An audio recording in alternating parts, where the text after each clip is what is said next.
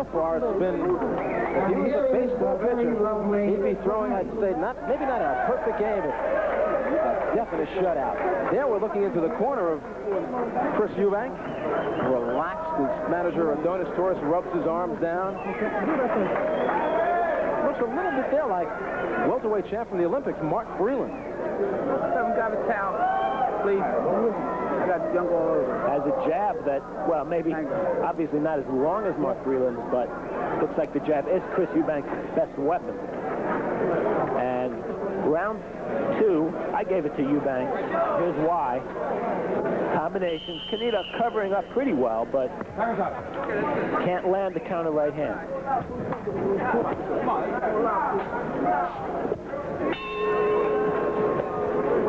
Round number 3. This one is scheduled for 4 rounds.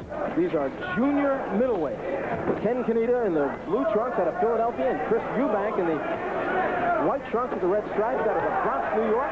And a fired-up Cannida comes out of his corner, trying to put it right on Eubank, who hangs right in there. Landed a good right hand.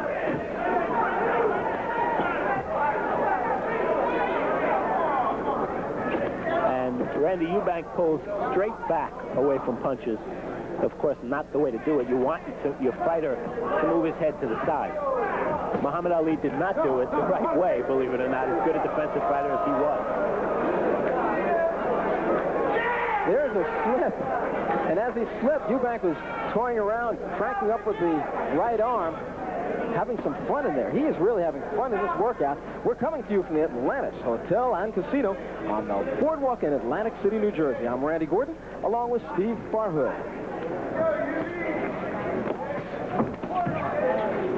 Chris Eubank, only 19 years old, and before his first fight, I remember remarking that he was so calm for a fighter about to make his pro debut.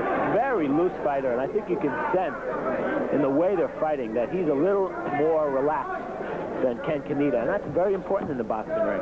Cannida's got to get close. If he stands on the outside, Eubank will eat him up with that jab all night long. I was waiting for that. You just wait for a jab, for somebody to own a jab the way Eubank has one. Over and over he uses the jab, even when he doesn't land it, and he throws a lot of combinations, keeping his man off balance, and there you saw what happened when Cannida was off balance.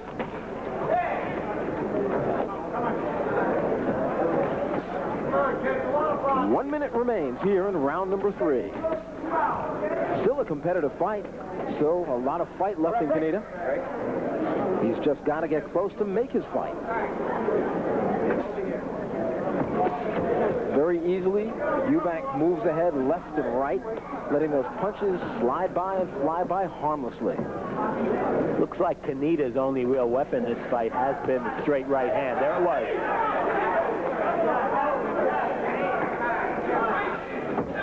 That right hand missed by about a foot. Almost, it came closer to hitting you than it did Eubank. 20 seconds remain here in round number 3, and a fight that has been dominated by the hand speed of the man in white, Chris Eubank, out of the Bronx, New York.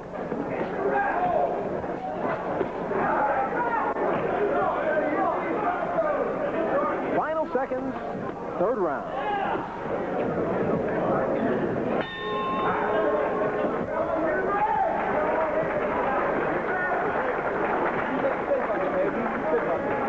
I'm here, my good friend. And to the corner we go with the man who I believe is leading in the fight, Chris Eubank.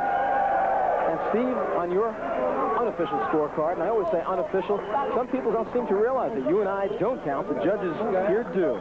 And in this case, Frank Cairo, Eva Shane, and Milo Savage, the veteran. Let's not mince words, Randy. What you're saying is you don't think I know how to score. No, that's so many words. I have Eubank ahead, 3-zip. And here in New Jersey, the scoring is done on a round system. You can't look at him. The referee does not score. The referee in this case, the veteran, one of the greats, Tony Perez. There we're looking into the corner of Ken Cannida. The man on the left of the screen, Eddie the Clock Aliano.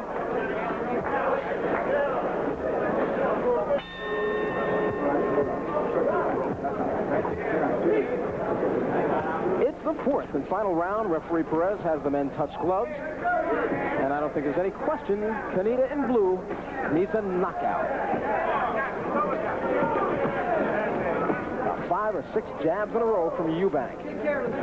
And you're going to see a lot of jabs from Eubank this round.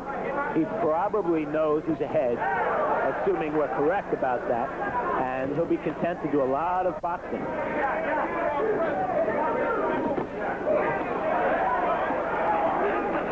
What I like about Eubank, Randy, is that for such a... Wait a minute now. Cannida doesn't want to fight. He apparently claims he was thumbed or butted. Oh, the left eye does look nasty. Yeah. We've been pointing out that it's red and raw, but suddenly there's a swelling underneath the left eye. He might have been butted the way that welt just raised up there. What I'm saying is that what you don't see in most young fighters is Eubank throws such straight punches. And again, that might be the European influence, but you're going to maximize your power by throwing straight punches, especially the jab, obviously, and the right hand. He does that well. Well, it's Philadelphia against New York tonight, and tonight the Philadelphia fighter is getting a New York mugging.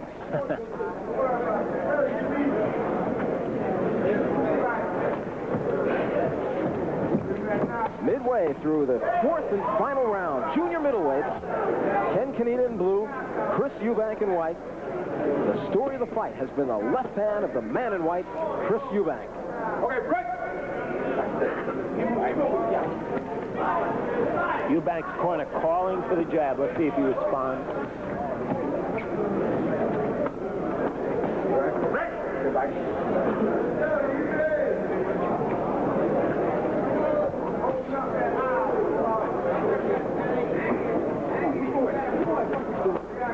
Eubank growing in confidence, standing closer before he wanted to move. In the last round and a half or so, he's standing right on top of Cannida, keeping those hands high, never getting cocky. And Cannida is so game. He has taken a royal beating tonight.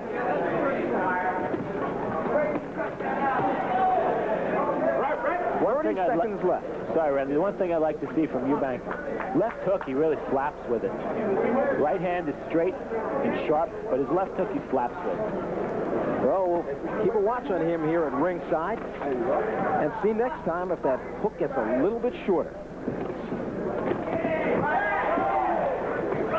Gotta watch those wild punches. So far, the jab and those combinations look to me to be world class as the 4th and final round comes to an end. So ringside cameras follow Chris Eubank, the man I think, the man Steve Farhood thinks will win this fight, back to his corner. And there, Ken Cannida sits down. I wonder if he thinks there's another round to go. Wishful thinking. Or perhaps he just had to sit down. You know something, fans? I think we can do it one more time. He's got a record of 1-1 at this point. Chris Eubank at 1-0. And in just a few moments, we'll find out whose record goes where. The left side of the ledger, that's the one that really counts. The one that makes you go up in the ratings.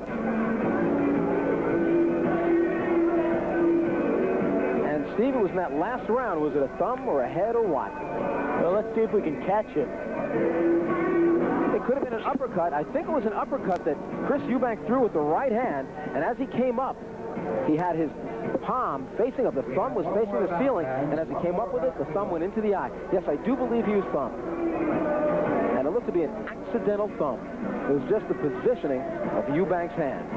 I remember Marvelous Marvin Hagler did that accidentally to Juan Roldan a few years ago. Thumbed him with an uppercut. How about Larry Holmes? Accidental? That, I don't know. Yeah. Well, we await the decision. Ed Darian has the cards. Let's go to Big Ed. Ladies and gentlemen, the winner by unanimous decision for his 2nd straight win in as many pro bouts, Christopher Eubank. Eubank, maestro, please. Well, it was a decision, and it was unanimous for